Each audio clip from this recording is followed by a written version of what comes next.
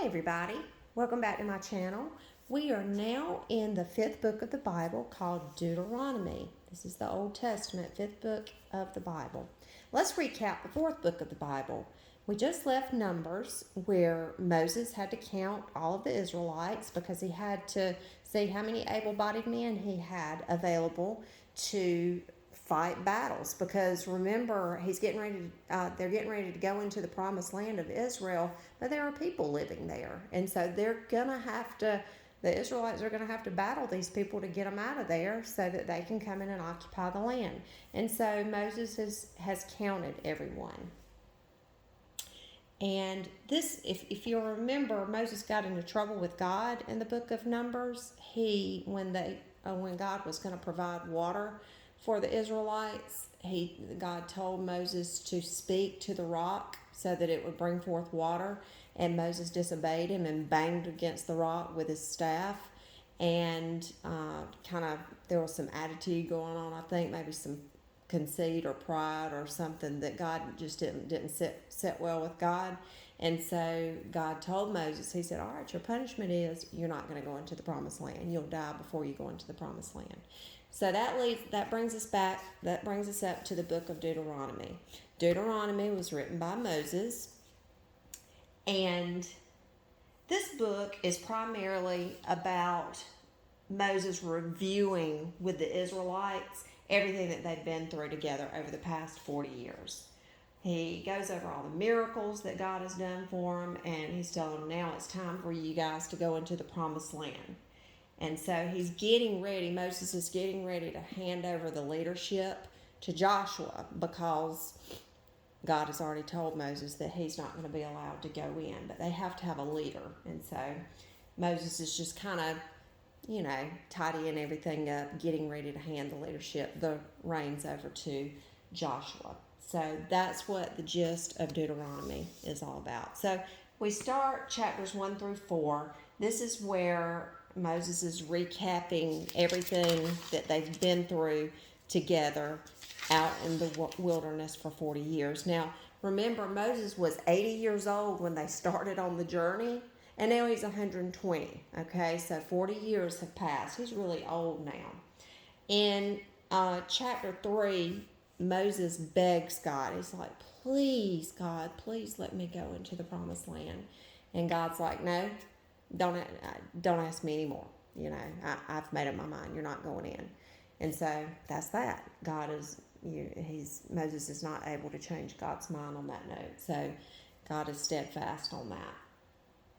In chapters 4 through 14, Moses spends a lot of time telling the people, please obey God. Obey him. If you're obedient to him, he's going to bless you. Love God. God loves you. He's set you guys aside as a special race of people, and he really loves you. Love him back. Stay away from sin. Don't turn away from him. Be obedient. He says the word obey, I know 100 times, it seems like, here. He's like, don't fall away. Stay close to God. Over and over and over, Moses takes all this time to tell the Israelites, please, I'm begging you to be obedient to God. Don't worship idols. Now, I'm going to give you a little sneak preview. Guess what they're going to do in later chapters? They're going to turn to idol worship. They're going to fall away from God and start worshiping other gods. But Moses is begging them with everything he's got, because God had already kind of given Moses the heads up that the people would eventually go into exile, into Babylon captivity, which wasn't going to happen for many, many years, but that's what's going to happen. Each generation is going to get a little bit further and further away from God. So Moses has kind of seen all this ahead of time, and he's begging them, please, I'm begging you to stay close to God and be obedient to him. Okay, in chapters 15 through 26, Moses goes back through 10% tithing, rules and laws and things that you're supposed to follow, the different festivals, Passover, the Feast of Tabernacles, Feast of Harvest, just different laws and regulations about how they're supposed to handle things that come up, how they're supposed to behave. He goes over and over and over that with them. He's telling them, he's like, I'm telling you exactly how you're supposed to handle this stuff and what you're supposed to do and how you're supposed to celebrate and honor God. Okay? Then in chapter 28, Moses gets a little rough with him. He says, listen to me. I'm trying to help you. If you do not obey God, He is going to punish you. If you get away from Him, He's going to kind of hand you over to yourselves. He's going to lift His hand of protection, okay? And He's going to send a lot of curses on you guys because He's a jealous God, and He wants the Jewish people to love Him as much as He loves them. And so let me just read some of the things that Moses tells the people. I mean, I think he's trying to scare them to death, but he tells the people, this is what's going to happen to you if you get away from God. All right, listen to this. So the Lord Himself is going to send curses, confusion, frustration on you. He's going to afflict you with diseases, wasting diseases, fever, inflammation, heat, drought, mildew. The Lord's going to afflict you with boils, madness, blindness, panic. You're going to plant much, but you're going to harvest little. Locusts are going to eat your crops. You're going to starve to death. Your enemies are going to attack you and be severe. You're going to eat your own newborn babies. You're going to be so hungry if you refuse to obey. I'm going to send God's going to send indescribable plagues, every sickness and plague there is. And the Lord's going to find pleasure in destroying you. Your life will constantly hang in the balance. You'll constantly be unsure if you're going to survive. And so Moses takes a lot of time here being very explicit with them about, listen to me. This is how scary it is. You don't want to make God mad. You don't want Him to just hand you over to yourselves because all this horrible stuff's going to happen to you if you get away from the Lord. So He's pleading with them. Please be obedient. Please be holy. Please stay close to God. Stay tucked into Him and don't let go. So that was pretty scary. That was pretty raw what he just put them on the money there. You know what I'm saying? Okay, so chapter 31, Moses starts to officially hand over the leadership to Joshua.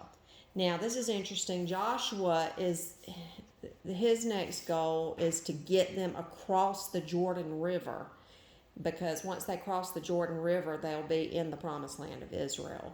And there's a cool story that's going to go along with them crossing the Jordan River, but I won't tell you that yet. In chapter 32, Moses is kind of wrapping up his thing with the people. He sings a song to them, and it's a very long song, but basically what he's doing again is he's telling their whole story about everything they've been through together, everything that God has done for them. Then in chapter 33, he does a final blessing over the people. Moses blesses the people.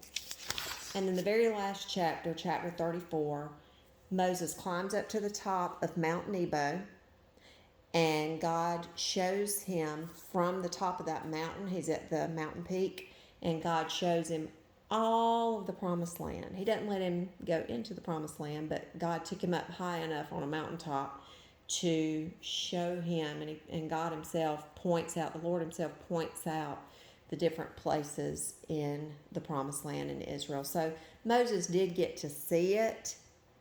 He just didn't get to physically walk through it.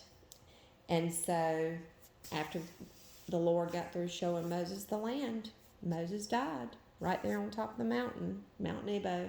And the Lord Himself buried Moses. To this day, they still don't know where Moses' body is buried. But it says, there has never been another prophet in Israel like Moses, whom the Lord knew face to face. So Moses just played such a huge role in the development of the Israelites and the Jewish nation. He really did. But now his time has come to an end here on this earth, and he's gone to heaven to be with the Lord. And Joshua is about to take over. So, hope you enjoyed this today. You have a blessed day. Bye-bye.